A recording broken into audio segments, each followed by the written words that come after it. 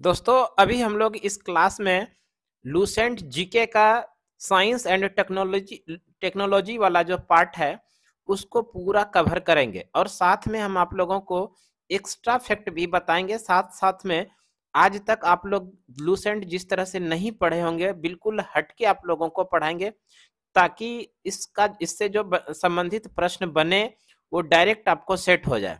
इसलिए शुरू से अंत तक जरूर जुड़िए।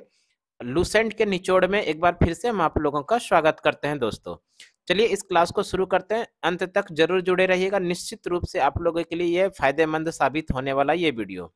चलिए शुरू करते हैं। देखिए इसमें सबसे पहले साइंस एंड टेक्नोलॉजी में हम लोग पढ़ेंगे भारतीय अंतरिक्ष अनुसंधान। तो इसको देख लेते हैं हम लोग। भारतीय राष्ट्रीय अंतरिक्ष अनुसंधान समिति का गठन 1962 ईस्वी में प्रसिद्ध अंतरिक्ष वैज्ञानिक डॉक्टर विक्रम साराभाई अंतरिक्ष कार्यक्रम के जनक की अध्यक्षता में किया गया, जिसने परमाणु ऊर्जा विभाग के अंतर्गत कार्य करना प्रारंभ किया था। तो इसमें बहुत सारे इंपॉर्टेंट क्वेश्चन बने, जैसे आपसे पूछा जाएगा भारतीय राष्ट्रीय अंतरिक्ष अनुसंधान समिति का गठन कब हुआ है, तो ध्यान रखिएगा 1962 ईस्वी में भारतीय राष्ट्रीय अंतरिक्ष अनुसंधान समिति का गठन हुआ है। किसके द्वारा किया गया है तो ध्यान रखिएगा डॉक्टर विक्रम साराभाई की अध्यक्षता में भारतीय राष्ट्रीय अंतरिक्ष अनुसंधान समिति का गठन किया गया था। इसलिए विक्रम साराभाई को भारतीय अंतरिक्ष कार्यक्रम का जनक भी कहते हैं। इंपॉर्टेंट क्वेश्चन है, भारतीय अंतरिक्ष कार्यक्रम के जनक किसे कहा जाता है, डॉक्टर विक्रम साराभाई। एक क्वेश्चन यहाँ पर ध्यान रखिएगा, भारतीय परमाणु कार्यक्रम के जनक परमाणु, ये प्रश्न का जो सही आंसर होगा भारतीय परमाणु कार्यक्रम के जनक ये कहा जाता है डॉक्टर होमी जहांगीर भाभा को। परमाणु विज्ञान का जनक किसे कहा जाता है, होमी जहांगीर भाभा को, जबकि भारतीय अंतरिक्ष कार्यक्रम के जनक कहे जाते हैं विक्रम साराभाई को। आगे देख लेते हैं। भारतीय राष्ट्रीय अंतरिक्ष अनुसंधान समिति का पुनर्गठन 15 अगस्त 1969 ईस्वी को भारतीय अंतरिक्ष अनुसंधान संगठन इसरो की स्थापना की गई थी। यानी कि भारतीय राष्ट्रीय अंतरिक्ष अनुसंधान समिति, इसी का फिर से पुनर्गठन किया गया। कब किया गया, 15 अगस्त 1969 ईस्वी को इसका पुनर्गठन किया गया और इसी का क्या नाम पड़ा, भारतीय अंतरिक्ष अनुसंधान संगठन, जिसको इसरो के नाम से जानते हैं। ISRO, Indian space research organisation, इसकी स्थापना 15 अगस्त 1969 ईस्वी को भारतीय अंतरिक्ष अनुसंधान संगठन के रूप में किया गया। इसरो का अगर हम लोग बात कर ले हेडक्वार्टर, इसरो के हेडक्वार्टर कहां पर है, श्री हरिकोटा जो आंध्र प्रदेश में स्थित है, यहां पर इसरो का हेडक्वार्टर भी है। नेक्स्ट है, भारतीय अंतरिक्ष कार्यक्रम को सुचारू रूप से संचालित करने के लिए अंतरिक्ष आयोग और अंतरिक्ष विभाग का 1972 में गठन किया गया तथा इसरो को अंतरिक्ष विभाग के नियंत्रण में रखा गया। तो इस तरह से भारतीय अंतरिक्ष कार्यक्रम को सुचारू रूप से संचालित करने के लिए अंतरिक्ष आयोग का गठन किया गया या अंतरिक्ष विभाग का गठन किया गया 1972 में। तो ध्यान रखिएगा, अगर आपसे पूछा जाए इसरो का स्थापना 15 अगस्त 1969 ईस्वी को, जबकि अंतरिक्ष आयोग या अंतरिक्ष विभाग की स्थापना कब हुआ था, 1972 ईस्वी में हुआ है। और अंतरिक्ष आयोग और अंतरिक्ष विभाग का काम है इस भारतीय अंतरिक्ष कार्यक्रम को सुचारू रूप से संचालित करने का कार्य है। आगे और भी इसमें देखते हैं। आगे है, भारतीय अंतरिक्ष कार्यक्रम की शुरुआत 1963 ईस्वी में तिरुवनंतपुरम स्थित सेंट मेरी मैगडेलेन चर्च के एक कमरे में हुई थी। 21 नवंबर 1963 ईस्वी को देश का पहला साउंडिंग रॉकेट, जिसका नाम है नाइक एपास, अमेरिका में निर्मित है, को थुम्बा भूमध्य रेखीय रॉकेट प्रक्षेपण केंद्र से प्रक्षेपित किया गया था। तो भारतीय अंतरिक्ष कार्यक्रम की शुरुआत नवंबर 1963 से तिरुवनंतपुरम स्थित सेंट मेरी मैगडेलेन चर्च के एक कमरे में हुई थी। 21 नवंबर 1963 को देश का पहला साउंडिंग रॉकेट, और साउंडिंग रॉकेट का नाम है नाइक एपास, जो अमेरिका में बना है, को थुम्बा भूमध्य रेखीय रॉकेट प्रक्षेपण केंद्र से प्रक्षेपित किया गया था। हम लोग जान लेते हैं अंतरिक्ष विज्ञान के क्षेत्र की कुछ महत्वपूर्ण घटनाएं। अंतरिक्ष विज्ञान के अंदर जो महत्वपूर्ण घटनाएं हैं उससे संबंधित कुछ घटनाएं जो जान लेते हैं। सबसे पहले जानते हैं पूर्व सोवियत संघ द्वारा अंतरिक्ष में प्रमोचित सबसे पहला उपग्रह, यानी कि अंतरिक्ष में जाने वाला सबसे पहला उपग्रह किस देश के द्वारा गया था? तो सोवियत संघ के द्वारा। और कब गया था? तो 1957 ईस्वी में गया था। अंतरिक्ष यान का था नाम स्पुतनिक फर्स्ट। यानी कि अंतरिक्ष में जाने वाला सर्वप्रथम प्रमोचित सबसे पहला उपग्रह किस देश के द्वारा? सोवियत संघ के द्वारा गया हुआ था। और इस अंतरिक्ष यान का नाम था स्पुतनिक फर्स्ट। और कब गया था? तो 4 अक्टूबर 1957 ईस्वी को अंतरिक्ष में पहला उपग्रह गया था सोवियत संघ के द्वारा। आगे बात कर ले, अंतरिक्ष में जीवित कुत्ते लाइका को ले जाने वाला पहला उपग्रह। तो इस तरह से 3 नवंबर 1957 ईस्वी को स्पुतनिक सेकेंड के द्वारा अंतरिक्ष में जीवित कुत्ता लाइका को ले जाने वाला पहला उपग्रह बना।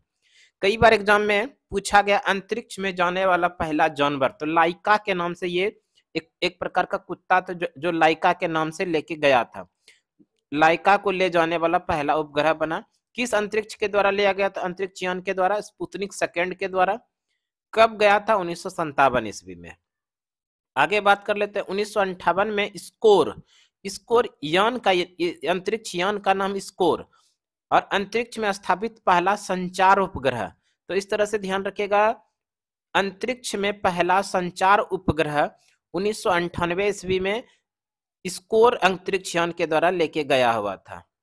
आगे है 4 अक्टूबर 1959 ईस्वी को लूना थर्ड, पहला अंतरिक्ष यान जिसने चंद्रमा के उस पृष्ठ के चित्र भेजे जो पृथ्वी से दिखाई नहीं पड़ते। बेहद इंपॉर्टेंट है। पहला अंतरिक्ष यान जिसने चंद्रमा के उस पृष्ठ के चित्र भेजे जो पृथ्वी से दिखाई नहीं पड़ते, यानी अंतरिक्ष में जाके चंद्रमा का उस पार्ट का फोटो भेजा जो कि पृथ्वी से दिखाई नहीं पड़ते। ये कब गया हुआ था? 1959 में गया था। और इस अंतरिक्ष यान का नाम था लूना थर्ड। आगे बात कर लेते हैं 12 अप्रैल 1961 को वोस्टॉक प्रथम मानव द्वारा पहली अंतरिक्ष यात्रा पूर्व सोवियत संघ के यूरी गागरिन ने। बेहद इंपॉर्टेंट क्वेश्चन है कि पहला मानव यात्री जो अंतरिक्ष के अंदर गया, उस मानव यात्री का नाम है मेजर यूरी गागरिन। ध्यान रखिएगा, कई बार ये प्रश्न पूछा गया, अंतरिक्ष में जाने वाला पहले नागरिक, पहले ह्यूमन। तो ध्यान रखिएगा, अंतरिक्ष में जाने वाला पहले ह्यूमन जो थे वो थे मेजर यूरी गागरिन। और ये कब गए थे? 1961 ईस्वी में गया था। और इसके यान का नाम था वोस्टॉक प्रथम। कब गए थे? 1961 ईस्वी में गए थे, 12 अप्रैल 1961। ये कई बार एग्जाम में पूछा गया है कि प्रथम मानव, पहले अंतरिक्ष यात्री जो अंतरिक्ष में गए उसका क्या नाम है? तो यूरी गागरिन है, जो जिनका की संबंध सोवियत संघ से कब गया है? 1961 के अंदर गया है। आगे बात कर लें वोस्टॉक 6 से पूर्व सोवियत संघ की वेलेंटिना टेरेस्कोवा जो प्रथम महिला अंतरिक्ष यात्री बनी। तो इस तरह से प्रथम महिला जो अंतरिक्ष के अंदर गई वेलेंटिना टेरेस्कोवा है, जो 1963 ईस्वी के अंदर अंतरिक्ष के अंदर गई थी। और उसका यान का नाम था वोस्टॉक प्रथम। तो दोनों प्रश्न अलग अलग है, ध्यान रखिएगा। मेजर यूरी गागरिन ये अंतरिक्ष के अंदर जाने वाले पहले व्यक्ति हुए, जबकि अंतरिक्ष में जाने वाले पहली महिला है वेलेंटिना तेरेस्कोवा। ये 1963 ईस्वी के अंदर गई थी और इसका यान का नाम था वोस्टॉक प्रथम। आगे बात कर लें व्यावसायिक उपयोग के लिए पहला संचार उपग्रह। व्यावसायिक उपयोग के लिए पहला संचार उपग्रह का नाम है इंटेलसेट। व्यावसायिक उपयोग के लिए पहला संचार उपग्रह का नाम है इंटेलसेट, जो 1965 ईस्वी के अंदर गया था। आगे बात कर लें पहला अंतरिक्ष यान जो किसी अन्य ग्रह अर्थात शुक्र ग्रह पर उतरा था। यानी कि पहला अंतरिक्ष यान जो किसी ग्रह पर उतरा था, और वो किस ग्रह पे उतरा था? तो ये भी ध्यान रख लीजिए, शुक्र ग्रह पे उतरा था। और उस यान का नाम था वेनेरा थर्ड। कब गया था? 1965 ईस्वी में। बेहद इंपॉर्टेंट क्वेश्चन है। पहला अंतरिक्ष यान जो किसी अन्य ग्रह अर्थात शुक्र ग्रह पर उतरा था 1965 में। अंतरिक्ष यान का नाम है वेनेरा थर्ड। आगे बात कर लें 1968 में लूना 9 चंद्रमा तल पर सफलतापूर्वक उतरने वाला पहला अंतरिक्ष यान। यानी कि चंद्रमा तल पर सफलतापूर्वक उतरने वाला पहला अंतरिक्ष यान है ये 1968 में लूना 9। ये भी पूछा जाएगा, इसको याद रखिएगा। चंद्रमा तल पर सफलतापूर्वक उतरने वाला पहला अंतरिक्ष यान है लूना 9। कब? 1968 ईस्वी में। आगे बात कर लेते हैं। सोयूज 4, सोयूज 4 सबसे पहला प्रयोगात्मक अंतरिक्ष केंद्र, सबसे पहला प्रयोगात्मक अंतरिक्ष केंद्र जो 1969 ईस्वी के अंदर यह गया था। आगे का है अपोलो 11। दोस्तों आप इस प्रश्न को जरूर याद रख लीजिएगा। नील आर्मस्ट्रांग चंद्रमा पर कदम रखने वाला पहला मानव, नील आर्मस्ट्रांग चंद्रमा पर कदम रखने वाला पहला मानव बना। इसके बाद एडविन एल्ड्रिन चंद्रमा की धरती पर उतरा। तो अपोलो 11 किस यान से गया था? अपोलो 11 से 1969 ईस्वी में गया था। इंपॉर्टेंट है, ध्यान रखिएगा। चंद्रमा पर पहुंचने वाला पहला मानव है नील आर्मस्ट्रांग। और किस यान से गया था? अपोलो 11 से गया था। कब? 1969 ईस्वी में। बेहद इंपॉर्टेंट है, इसको ध्यान रखिएगा। आगे बात कर ले मंगल ग्रह पर पहली बार अंतरिक्ष यान का जाना। मंगल ग्रह पर पहली बार अंतरिक्ष यान का जाना मार्स 2 के नाम से इसको जानते हैं। कब? 1971 ईस्वी में। आगे बात कर लेते हैं अंतरिक्ष केंद्र और इकाइयां। विक्रम साराभाई अंतरिक्ष केंद्र तिरुअनंतपुरम। यह केंद्र रॉकेट अनुसंधान तथा प्रक्षेपण यान विकास परियोजनाओं को बनाने और उससे क्रियान्वित करने में अग्रणी भूमिका निभाता है। अभी तक के सभी प्रक्षेपण यानों तथा यथा SLV 3, AMLV, PSLV एवं GSLV को इसी केंद्र से विकसित किया गया है। तो ये ध्यान रखिएगा। इसमें जो इंपॉर्टेंट बना विक्रम साराभाई अंतरिक्ष केंद्र कहां पर है? तिरुअनंतपुरम के अंदर है। आगे बात कर लेते हैं इसरो उपग्रह केंद्र बेंगलुरु। इसरो उपग्रह केंद्र बेंगलुरु, इस केंद्र में उपग्रह परियोजनाओं के डिजाइन, निर्माण, परीक्षण एवं प्रबंध कार्य संपन्न कराए जाते हैं। आगे बात कर लें अंतरिक्ष उपयोग केंद्र अहमदाबाद। इस केंद्र के प्रमुख कार्यों में दूरसंचार व टेलीविजन में उपग्रह का प्रयोग, प्राकृतिक संसाधनों एवं सर्वेक्षण और प्रबंध के लिए दूर संवेदन, मौसम विज्ञान, भूमापन, पर्यावरण पर्यवेक्षण आदि शामिल है। अंतरिक्ष उपयोग केंद्र कहां पर है? अहमदाबाद के अंदर, ये ध्यान रखिएगा। और बात कर लें सार, SHAR सार केंद्र, यह है श्रीहरिकोटा के अंदर। यह इसरो का प्रमुख प्रक्षेपण केंद्र है जो आंध्र प्रदेश के पूर्वी तट पर स्थित है। इस केंद्र में भारतीय प्रक्षेपण यान के ठोस ईंधन रॉकेट के विभिन्न चरणों का पृथ्वी पर परीक्षण तथा प्रणोदक का प्रसंस्करण भी किया जाता है। श्रीहरिकोटा ध्यान रखिएगा, इसरो का एक प्रमुख केंद्र है। इसरो का हेडक्वार्टर भी श्रीहरिकोटा के अंदर ही स्थित है। आगे बात कर लें द्रव प्रणोदक प्रणाली केंद्र। द्रव प्रणोदक प्रणाली केंद्र तिरुअनंतपुरम, बेंगलुरु और महेंद्रगिरी जो तमिलनाडु के अंदर स्थित है में इस केंद्र की शाखाएं हैं। यह केंद्र इसरो के उपग्रह प्रक्षेपण यानों और उपग्रह के लिए द्रव ईंधन से चलने वाली चालक, नियंत्रण प्रणालियों और इंजनों के डिजाइन, विकास और आपूर्ति के लिए कार्यरत है। महेंद्रगिरी में द्रव ईंधन से चलने वाले रॉकेट इंजनों की परीक्षण सुविधा उपलब्ध है।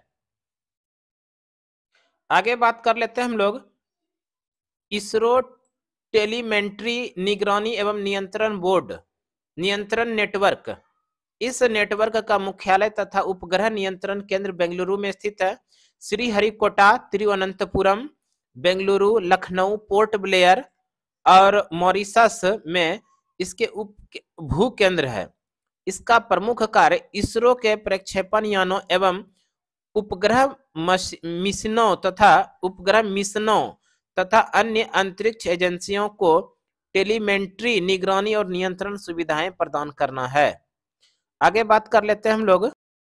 आगे है मुख्य नियंत्रण सुविधा हासन। इनसेट उपग्रह के प्रक्षेपण के बाद सभी गतिविधियों तथा यथा उपग्रह को कक्षा में स्थापित करना, केंद्र से उपग्रह का नियमित संपर्क स्थापित करना तथा कक्षा में उपग्रह की सभी क्रियाओं पर निगरानी एवं नियंत्रण का दायित्व कर्नाटक के हासन स्थित मुख्य नियंत्रण सुविधा के पास है। इसरो का दूसरा मुख्य नियंत्रण सुविधा केंद्र है मध्य प्रदेश के भोपाल में। 11 अप्रैल 2005 ईस्वी को स्थापित किया गया। ये ध्यान रखिएगा, इंपॉर्टेंट क्वेश्चन है। इसरो का दूसरा मुख्य नियंत्रण सुविधा केंद्र कहां पर है? मध्य प्रदेश के भोपाल में, और इसका स्थापना किया गया 11 अप्रैल 2005 ईस्वी को। इंपॉर्टेंट है, यहां से ये अंडरलाइन कर दिए हैं दोस्तों, आप लोग जरूर पढ़ लीजिएगा। इसरो का दूसरा मुख्य नियंत्रण सुविधा केंद्र मध्य प्रदेश के भोपाल में, जिसकी स्थापना 11 अप्रैल 2005 ईस्वी को किया गया है। आगे बात करें, इसरो जड़त्व प्रणाली इकाई तिरुवनंतपुरम। इसरो की इस इकाई का प्रमुख कार्य प्रक्षेपण यानों और उपग्रह के लिए जड़त्व प्रणाली का विकास करना है। आगे है इसरो जड़त्व प्रणाली इकाई तिरुवनंतपुरम। इसरो की एक इकाई प्रमुख कार्य प्रक्षेपण यानों और उपग्रह के लिए जड़त्व प्रणाली का विकास करना है। आगे बात कर लें भौतिक अनुसंधान प्रयोगशाला। भौतिक अनुसंधान प्रयोगशाला जो अहमदाबाद के अंदर स्थित है, अंतरिक्ष विभाग के अंतर्गत कार्यरत यह संस्थान अंतरिक्ष और संबंध विज्ञान में अनुसंधान एवं विकास करने वाला प्रमुख राष्ट्रीय केंद्र है। आगे है राष्ट्रीय दूर संवेदी एजेंसी हैदराबाद। ये प्रश्न कई बार एग्जाम में पूछा गया है। राष्ट्रीय दूर संवेदी एजेंसी कहाँ स्थित है? ये है हैदराबाद के अंदर। अंतरिक्ष विभाग के अंतर्गत कार्यरत यह एजेंसी उपग्रह से प्राप्त आंकड़ों का उपयोग करके पृथ्वी के संसाधनों की पहचान, वर्गीकरण और निगरानी करने की जिम्मेदारी निभाती है, जिसका मुख्य केंद्र बालानगर में है। इसके अतिरिक्त देहरादून स्थित भारतीय दूर संवेदी संस्थान भी राष्ट्रीय दूर संवेदी एजेंसी का ही एक अंग है। आगे बात कर ले हम लोग प्रमुख भारतीय उपग्रह। सबसे पहले बात करते हैं आर्यभट्ट का। स्वदेशी तकनीक से निर्मित प्रथम भारतीय उपग्रह, बेहद इंपॉर्टेंट है। प्रथम भारतीय उपग्रह ये स्वदेशी निर्मित है, इसका मतलब है स्वदेश में इसको, स्वदेश अपने देश के तकनीक के आधार पर इसको बनाया गया। प्रथम भारतीय उपग्रह आर्यभट्ट 19 अप्रैल 1975 को पूर्व सोवियत संघ के बेकानूर अंतरिक्ष केंद्र के इंटर कॉस्मोस प्रक्षेपण यान द्वारा पृथ्वी के निकट वित्त कक्षा में 594 किलोमीटर की ऊंचाई पर सफलतापूर्वक स्थापित किया गया। बेहद इंपॉर्टेंट क्वेश्चन है। स्वदेश निर्मित भारत का पहला उपग्रह है जिसका नाम है आर्यभट्ट। इसको कब लॉन्च किया गया? तो 19 अप्रैल 1975 ईस्वी को इसको लॉन्च किया गया। इसका वजन की बात करें, इसका वजन 360 केजी था। इस अभियान के 3 प्रमुख लक्ष्य थे: वायु विज्ञान प्रयोग, भौतिक विज्ञान प्रयोग तथा एक्स किरण खगोलिकी प्रयोग। और इस उपग्रह में संचार व्यवस्था से जुड़े कुछ प्रयोग किए गए। विशुद्ध रूप से वैज्ञानिक उपग्रह के रूप में विकसित आर्यभट्ट को सक्रिय कार्यविधि मात्र 6 माह निर्धारित की गई थी, परंतु इसने मार्च 1980 तक अंतरिक्ष से आंकड़े भेजने का कार्य किया। अब हम लोग जान लेते हैं उपग्रह का प्रकार। परिक्रमा पथ में मापदंडों के आधार पर उपग्रह 4 वर्गों में विभाजित किया जा सकता है। तो ध्यान रखिएगा, उपग्रह कितने प्रकार के, इसको परिक्रमा पथ के मापदंडों के आधार पर 4 वर्गों में विभाजित किया जा सकता है। पहला है निम्न भूकक्षीय कक्षा। इस प्रकार के उपग्रह सामान्यतः एक अंडाकार कक्षा में सामान्यतः 200 से 600 किलोमीटर की सीमा में कार्यरत होते हैं। दूसरा है सौर तुल्यकालिक कक्षीय उपग्रह। इस प्रकार के उपग्रह निकट वृत्तीय ध्रुवीय कक्षा में उत्तर से दक्षिण की ओर चलते हुए एक निश्चित ऊंचाई पर अपना कार्य करते हैं। जब ये उपग्रह उत्तर से दक्षिण की ओर गुजरते हैं तो पृथ्वी की सतह पर एक कटी हुई फसल के जैसा सुस्थिर और दीप्त क्षेत्र दृश्यमान होता है। PSLV से छोड़ा गया भारतीय सुदूर संवेदन उपग्रह इसी वर्ग में आते हैं। आगे बात कर ले 3 नंबर में है भूतुल्यकालिक उपग्रह। ये उपग्रह एक वृत्ताकार विषुवतीय कक्षा में 36,000 किलोमीटर की निश्चित ऊंचाई पर 24 घंटे में एक बार पृथ्वी की परिक्रमा करते हैं। चूंकि पृथ्वी भी अपनी धुरी पर इतने ही समय में परिभ्रमण करती है, अतः ये पृथ्वी के सापेक्ष स्थिर प्रतीत होते हैं। इनसेट श्रेणी के उपग्रह इसी वर्ग में आते हैं। नंबर 4 में है दृग्वितीय मोलनिया कक्षा 504 किलोमीटर से लेकर 39,834 किलोमीटर अपभू की ऊंचाई पर भ्रमण करने वाला उपग्रह इसी वर्ग में आते हैं। आगे बात कर ले भास्कर प्रथम। भास्कर फर्स्ट प्रायोगिक पृथ्वी पर्यवेक्षण उपग्रह भास्कर फर्स्ट को 7 जून 1979 ईस्वी को पूर्व सोवियत संघ के प्रक्षेपण केंद्र बेकानूर से इंटर कॉस्मोस प्रक्षेपण यान द्वारा पृथ्वी से 525 किलोमीटर की ऊंचाई पर पूर्व निर्धारित कक्षा में सफलतापूर्वक स्थापित किया गया। इसका लक्ष्य जल विज्ञान, हिमगलन, समुद्र विज्ञान एवं वानिकी के क्षेत्र में भू पर्यवेक्षण अनुसंधान करना था। इसने 1 अगस्त 1981 ईस्वी को कार्य करना बंद कर दिया। तो ध्यान रखिए, ये भी ध्यान रखिएगा, कार्य करना कब बंद किया? 1 अगस्त 1981 ईस्वी को।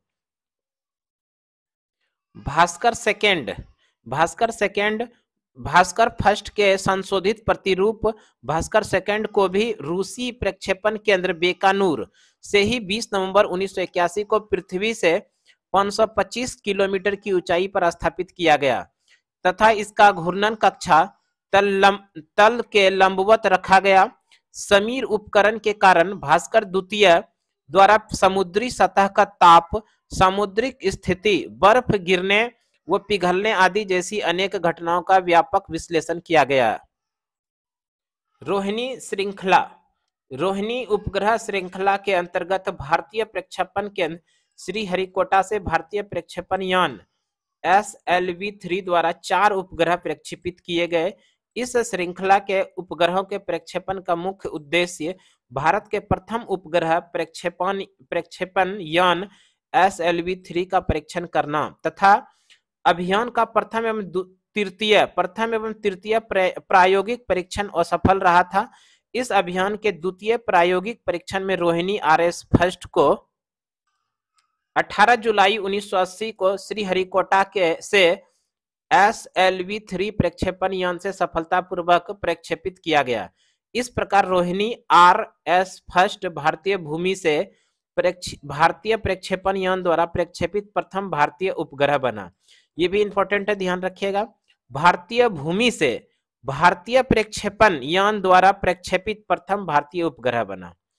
चतुर्थ प्रायोगिक परीक्षण में रोहिणी RSD-2 को 17 अप्रैल 1983 को श्रीहरिकोटा से SLV-3D2 द्वारा सफलतापूर्वक प्रक्षेपित किया गया।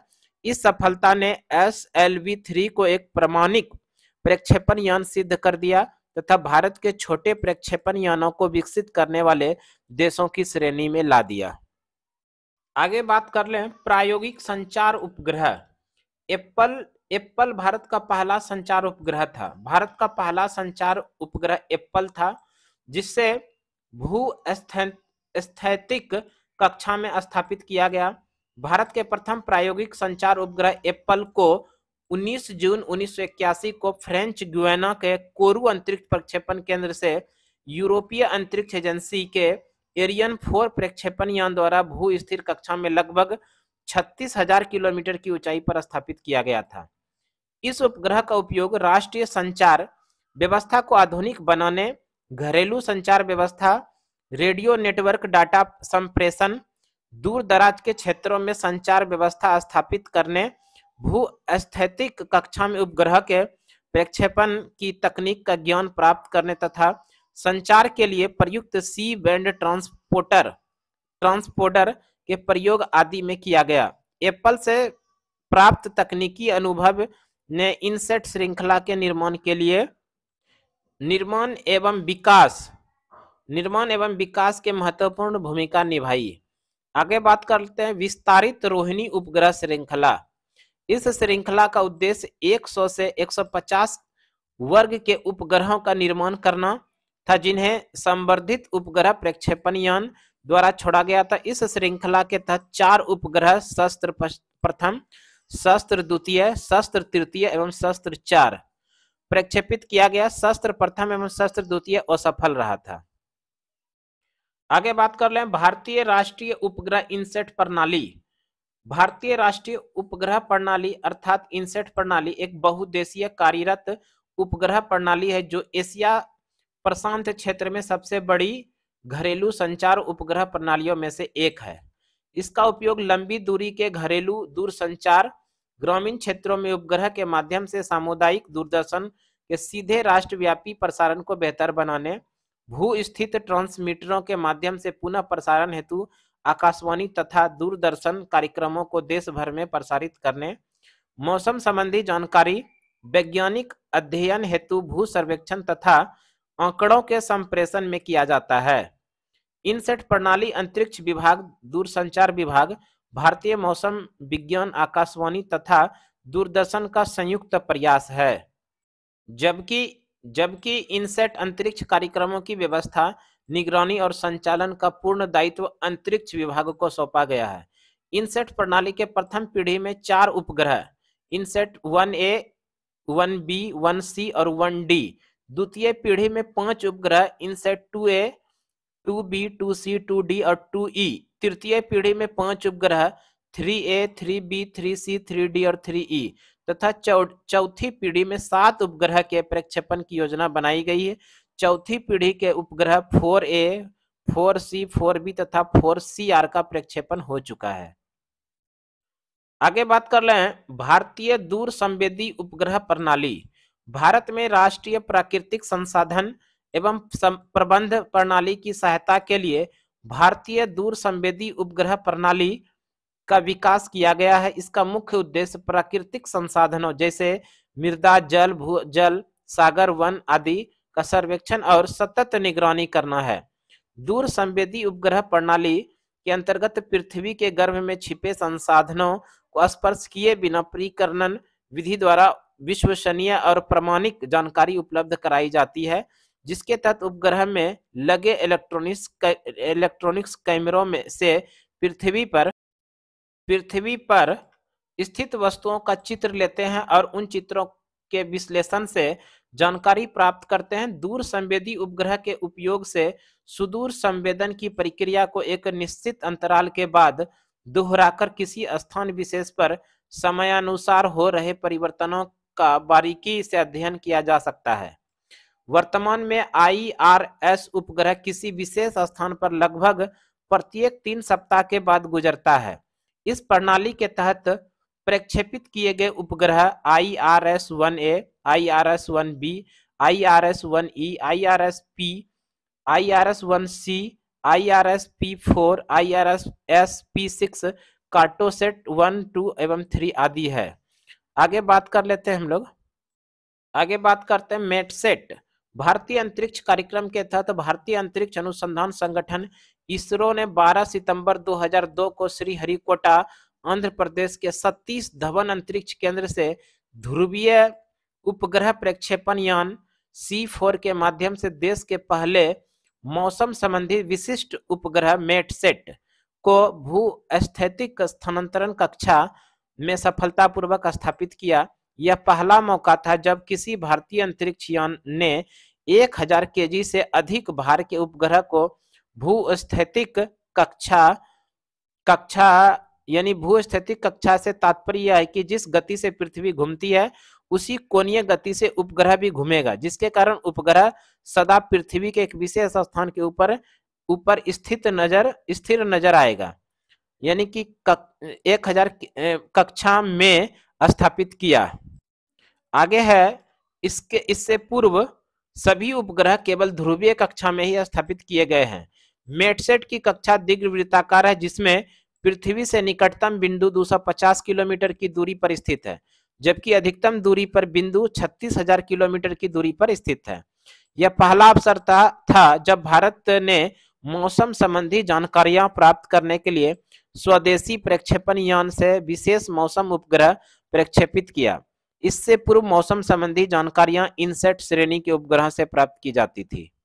आगे बात कर लें 2019-20 में भारत द्वारा सफलतापूर्वक प्रक्षेपित उपग्रह 19-20 का ही है माइक्रोसेट R 24 जनवरी 2019 को भारतीय भू तुल्यकाली उपग्रह प्रक्षेपण यान PSLV C-44 द्वारा इमेजिंग सैटेलाइट माइक्रोसेट R तथा स्टूडेंट स्टूडेंट सैटेलाइट कलाम सेट का सफल प्रक्षेपण किया था। आगे है कार्टोसेट तृतीय। कार्टोसेट तृतीय जो है यह 27 नवंबर 2019 को PSLV C-47 द्वारा कार्टोसेट तृतीय तथा 13 कमर्शियल नैनो सैटेलाइट का सफलतापूर्वक प्रक्षेपण किया। आगे है 3 नंबर में रिसेट 2BR1 11 दिसंबर 2019 ईस्वी को PSLV C-48 द्वारा रिसेट 2BR1 तथा 9 कमर्शियल उपग्रहों का प्रक्षेपण किया। यह आपदा प्रबंधन में मदद करेगा। आगे है GSAT-30 17 जनवरी 2020 को एरियन 5VA 251 के द्वारा फ्रांस के फ्रेंच गुयाना स्थित कोरू द्वीप से छोड़ा गया। GSAT-30 एक संचार उपग्रह है। ये इनसेट 4A की जगह कार्य करेगा। इसरो के अनुसार इस उपग्रह से टेलीपोर्ट सेवा, digital satellite news gathering, DTH television सेवा, मोबाइल सेवा कनेक्टिविटी बेहतर होगी। जहां अभी मोबाइल सेवा नहीं है वहां भी इसकी मदद से मोबाइल सेवा शुरू की जा सकेगी, जिसकी मदद से देश में 5G मोबाइल सेवा की शुरुआत हो सकेगी। इसके कोबेड सिग्नल से पृथ्वी पर चल रही गतिविधियों को भी पकड़ा जा सकता है। इस उपग्रह से मौसम संबंधी ज्यादा सटीक जानकारी प्राप्त की जा सकेगी। आपदाओं की पूर्व सूचना एवं खोजबीन में भी मदद मिलेगी। रेस्क्यू ऑपरेशन में भी इसका सटीक किए जा सकेंगे। ये इंपॉर्टेंट क्वेश्चन है, डबल स्टार कर लीजिएगा दोस्तों। अंतरिक्ष में प्रथम भारतीय, बेहद इंपॉर्टेंट है। 3 अप्रैल 1984 ईस्वी को लीडर राकेश शर्मा अंतरिक्ष में जाने वाले पहले भारतीय बने। डबल स्टार कर लीजिएगा। पहले भारतीय जो अंतरिक्ष में गए उनका नाम है राकेश शर्मा। 1984 ईस्वी में ये गए थे। वे 2 अन्य सोवियत अंतरिक्ष यात्रियों के साथ सोयूज T-2 अंतरिक्ष यान में कजाकिस्तान में बेंकावूर कॉस्मोड्रोम से अंतरिक्ष में गए थे। स्क्वाड्रन लीडर राकेश शर्मा 11 अप्रैल 1984 ईस्वी को सुरक्षित पृथ्वी पर वापस लौट गए। यानी 1984 में 3 अप्रैल को वो गए थे और 11 अप्रैल को वो सुरक्षित वापस लौट गए। तो इस तरह से डबल स्टार कर लीजिए, कई बार एग्जाम में पूछा गया है। पहले भारतीय व्यक्ति जो अंतरिक्ष में गए उनका नाम है राकेश शर्मा। कब गए? 3 अप्रैल 1984 को गए थे। 11 अप्रैल 1984 ईस्वी को वापस सुरक्षित पृथ्वी पर लौट आए। तत्कालीन प्रधानमंत्री श्रीमती इंदिरा गांधी ने सोवियत अंतरिक्ष केंद्र पर लीडर राकेश शर्मा से बातचीत की। उन्होंने पूछा अंतरिक्ष से भारत कैसा दिखता है। राकेश शर्मा का उत्तर था सारे जहां से अच्छा। इंपॉर्टेंट क्वेश्चन है, सारे जहां से अच्छा। इंदिरा गांधी के द्वारा अंतरिक्ष में जाने वाले भारतीय राकेश शर्मा से पूछा उन्हें अंतरिक्ष में भारत कैसा दिखता है, तो सारे जहां से अच्छा बताया। बेहद इंपॉर्टेंट क्वेश्चन है। देखिए ये है अंतरिक्ष यात्रियों को अलग अलग नाम, अंतरिक्ष यात्रियों के अलग अलग नाम। USA एस्ट्रोनाइट्स, रूस कॉस्मोनाइट्स, चीन टाइकोनाइट्स। ये अलग अलग देश के अंतरिक्ष यात्रियों के नाम है। अगर हम लोग बात करें आगे, अंतरिक्ष में मानव भेजने वाला भारत 14वां राष्ट्र बना और स्क्वाड्रन लीडर राकेश शर्मा अंतरिक्ष में जाने वाले 139वें अंतरिक्ष यात्री। तो भारत इस तरह से अंतरिक्ष में भेजने वाला जो यात्री था वो 14वां राष्ट्र बना और अंतरिक्ष में जाने वाले राकेश शर्मा जो है अंतरिक्ष यात्री के रूप में 139वें अंतरिक्ष यात्री बने। आगे है अंतरिक्ष में जाने वाली भारतीय मूल की प्रथम महिला कल्पना चावला थी, जिनकी मृत्यु 1 फरवरी 2003 ईस्वी को अंतरिक्ष यान कोलंबिया के मिशन STS-107 में वातावरण में पुनः प्रवेश के कुछ देर पश्चात नष्ट हो जाने से हो गई थी। इस तरह से अगर हम लोग जानना चाहें, अंतरिक्ष में जाने वाली पहली भारतीय मूल की महिला थी कल्पना चावला। इसका मृत्यु 2003 ईस्वी में हो गया। अंतरिक्ष यान का नाम था कोलंबिया मिशन ATS-107 के वातावरण में पुनः प्रवेश के कुछ देर पश्चात नष्ट हो जाने से हो गई थी। चंद्रयान फर्स्ट ये बेहद इंपॉर्टेंट है। चंद्रमा के लिए भारत का पहला मिशन चंद्रयान फर्स्ट है। चंद्रमा के लिए भारत का पहला मिशन चंद्रयान फर्स्ट। यह विश्व का 68वां चंद्र अभियान है और विश्व का 68वां चंद्र अभियान है। भारत ने अपने पहले चंद्रयान का प्रक्षेपण श्रीहरिकोटा के सतीश धवन अंतरिक्ष केंद्र से 22 अक्टूबर 2008 को ध्रुवीय उपग्रह प्रक्षेपण वाहन PSLV C11 के जरिए किया था। इंपॉर्टेंट है, कई बार एग्जाम में पूछा गया है। भारत ने अपना पहला चंद्र मिशन किस नाम से छोड़ा था? चंद्रयान फर्स्ट के नाम से। और ये विश्व का 68वां चंद्र अभियान है, विश्व का 68वां था। और चंद्रयान फर्स्ट को भारत ने कहां से छोड़ा था? श्रीहरिकोटा के सतीश धवन अंतरिक्ष केंद्र से। कब प्रक्षेपित किया था? 2008 ईस्वी में। और इसका यान का नाम था, किस यान के द्वारा प्रक्षेपण वाहन का नाम था? PSLV C11। यही पूछा गया था, किस यान से इसको प्रक्षेपित किया गया था, तो ध्यान रखिएगा PSLV C11 से। आगे है, प्रथम चंद्रमा अभियान सोवियत संघ ने 2 जनवरी 1959 को भेजा था एवं द्वितीय चंद्रमा अभियान 3 मार्च 1959 को अमेरिका ने भेजा था। इस तरह से चंद्रमा पर पहला अभियान जो है सोवियत संघ ने 2 जनवरी 1959 को भेजा था, जबकि द्वितीय चंद्रमा पर अभियान अमेरिका ने 3 मार्च 1959 ईस्वी को भेजा था। इस तरह से प्रश्न बना कि प्रथम चंद्रमा अभियान किस देश के द्वारा? तो सोवियत संघ के द्वारा 1959 में 2 जनवरी को। द्वितीय चंद्रमा अभियान अमेरिका के द्वारा 3 मार्च 1959 ईस्वी को।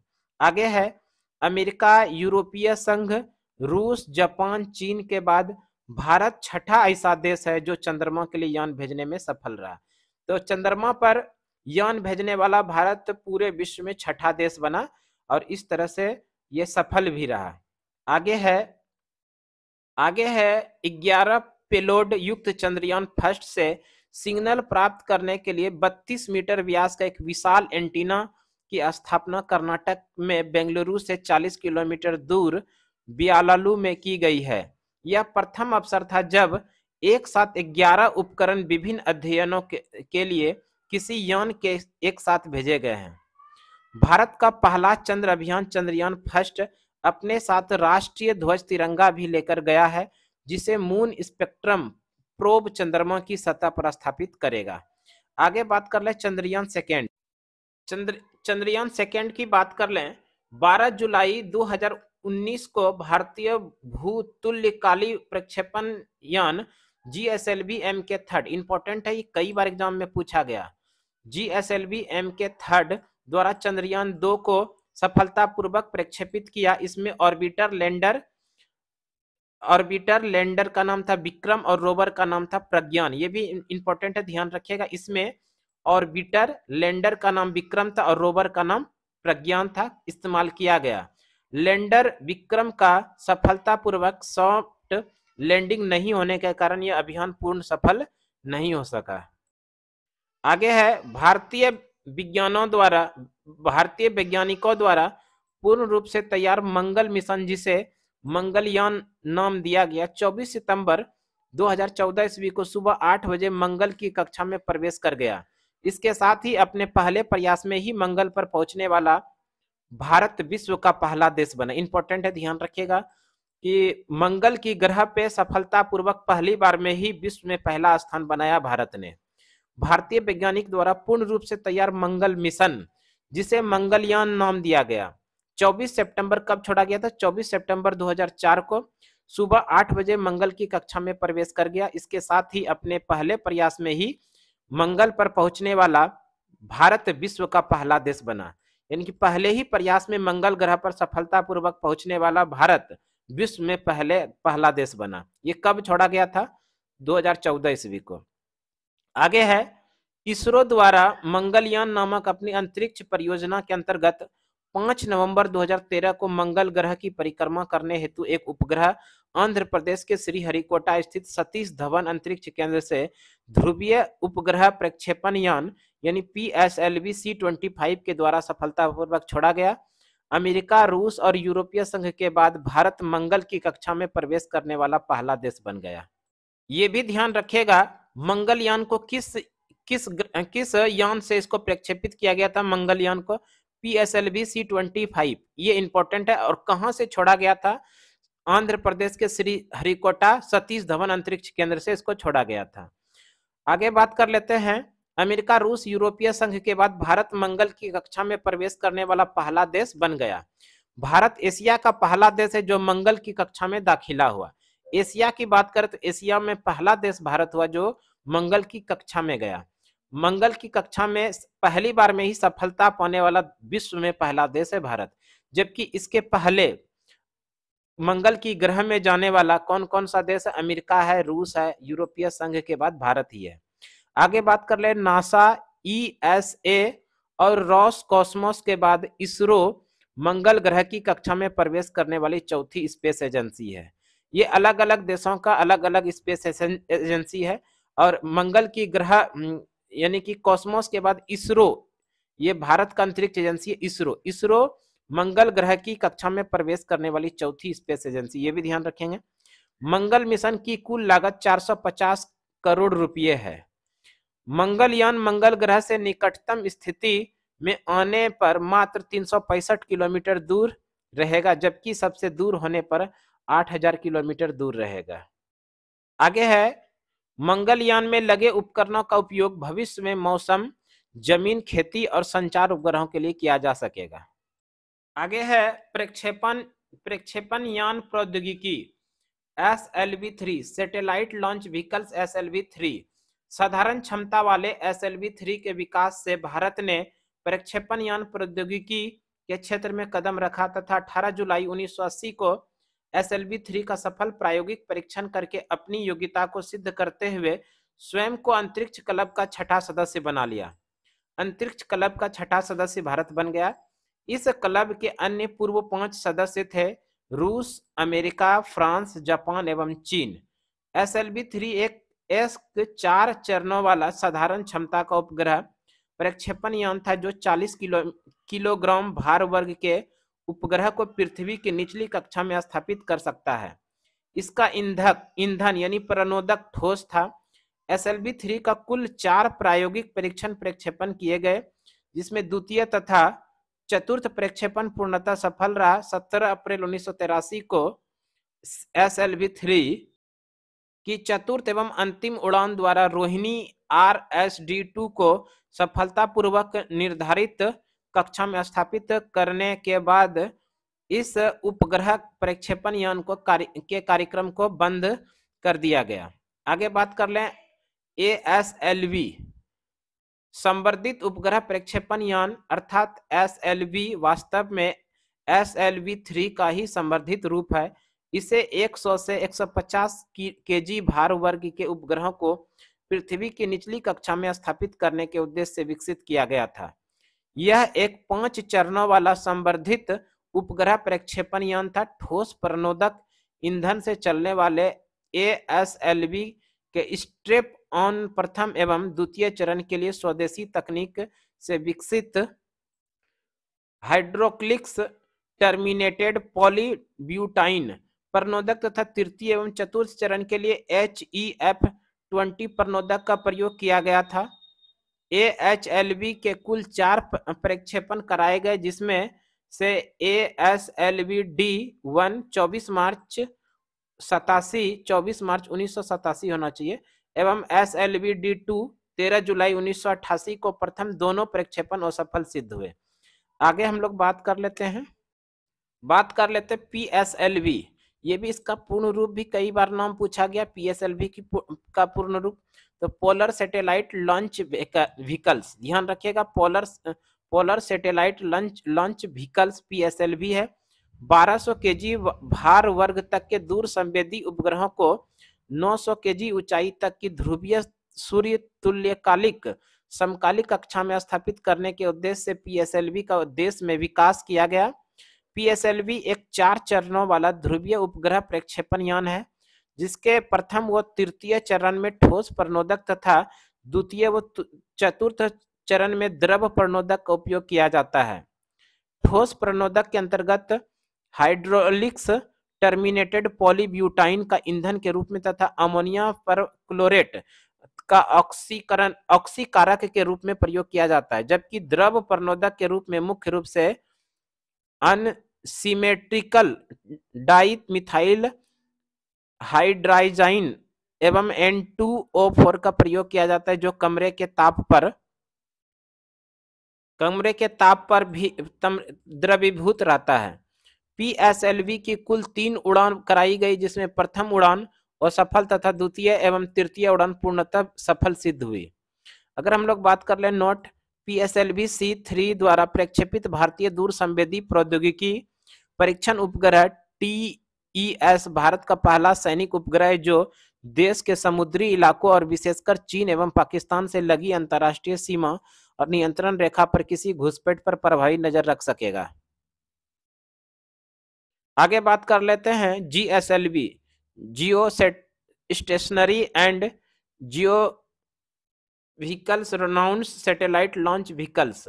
GSLV एक शक्तिशाली 3 चरणों वाला भूतुल्यकालिक या भू स्थिर उपग्रह प्रक्षेपण यान है। GSLV के प्रथम चरण में ठोस प्रणोदक, द्वितीय चरण में द्रव प्रणोदक तथा तृतीय चरण में क्रायोजेनिक इंजन का उपयोग किया गया। ठोस प्रणोदक के अंतर्गत हाइड्रोकोलिक्स टर्मिनेटेड पॉलीब्यूटाइन का ईंधन के रूप में तथा अमोनियम परक्लोरेट का ऑक्सीकारक के रूप में प्रयोग किया जाता है।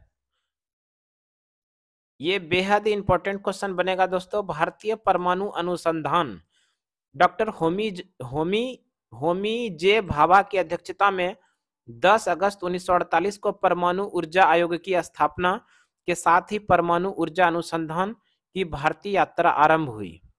इस तरह से भारतीय परमाणु कार्यक्रम के जनक कहा जाता है डॉक्टर होमी जहांगीर भाभा, और इन्हीं की अध्यक्षता में 1948 को परमाणु ऊर्जा आयोग की स्थापना होती है। भारत के प्रधानमंत्री की अध्यक्षता में परमाणु ऊर्जा कार्यक्रमों का कार्यान्वयन हेतु अगस्त 1954 में परमाणु ऊर्जा विभाग की स्थापना की गई।